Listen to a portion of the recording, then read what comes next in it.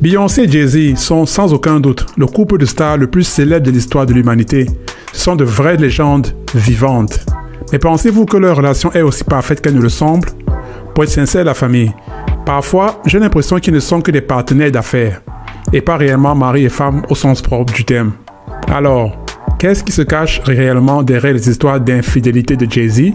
Pourquoi les deux stars font tout leur possible pour garder leur relation privée? Installez-vous confortablement, détendez-vous et profitez du spectacle. Allons-y, let's go. En 2002, Beyoncé et Jay-Z ont collaboré pour la toute première fois dans la chanson de Jay-Z, Autry, Bonnie and Clyde. Après cela, les médias et surtout les fans ont commencé à penser qu'il y avait anguille sous roche. Cependant, les deux stars n'arrêtaient pas de répéter à qui voulait l'entendre qu'ils n'étaient que de simples amis et rien de plus. Mais pourquoi étaient-ils si cachotiers à ce sujet? Eh bien, écoutons ce que Beyoncé a dit à ce propos en 2003, et je la cite: « Je ne parle pas vraiment de celui avec qui je sors, ou alors avec qui je suis juste ami, car je pense qu'il est important que je me concentre sur ma musique. Parce que si je commençais à m'attarder sur mes relations, cela prendrait plus d'importance que ma musique et ma carrière d'artiste. » De prime abord, on peut comprendre pourquoi Beyoncé est si réservée et discrète en ce qui concerne sa vie amoureuse.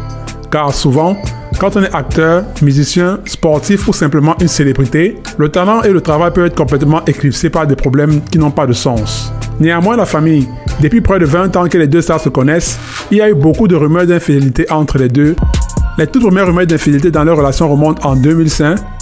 En effet, cette année-là, ces mêmes rumeurs disaient que Jay-Z se tapait Rihanna, sa protégée de l'époque. L'autre rumeur d'infidélité entre Beyoncé et Jay-Z concerne Beyoncé. En effet, dans son album B-Day, sorti en 2006, elle avait 2 chansons sur le coquillage. Si ces chansons étaient réellement inspirées de la vraie vie, on pourrait conclure que Beyoncé avait pardonné à Jay-Z.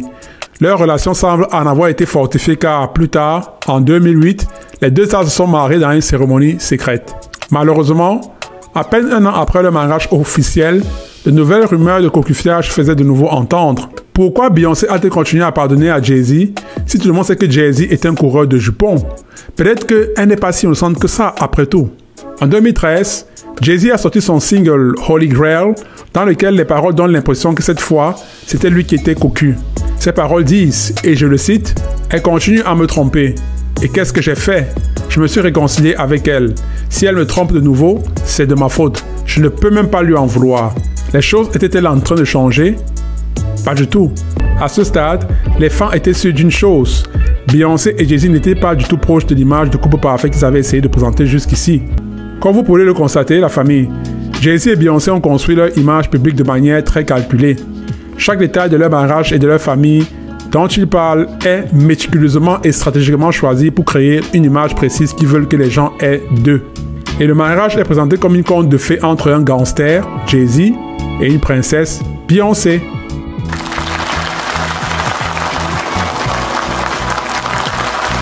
Alors ce sera tout pour aujourd'hui la famille. J'espère que la vidéo vous a plu. Si jamais c'est le cas, cliquez ici pour voir la vidéo complète. Ou alors, cliquez là pour voir une autre vidéo qui va vous plaire. Et on se voit à la prochaine vidéo. Hasta la vista, baby.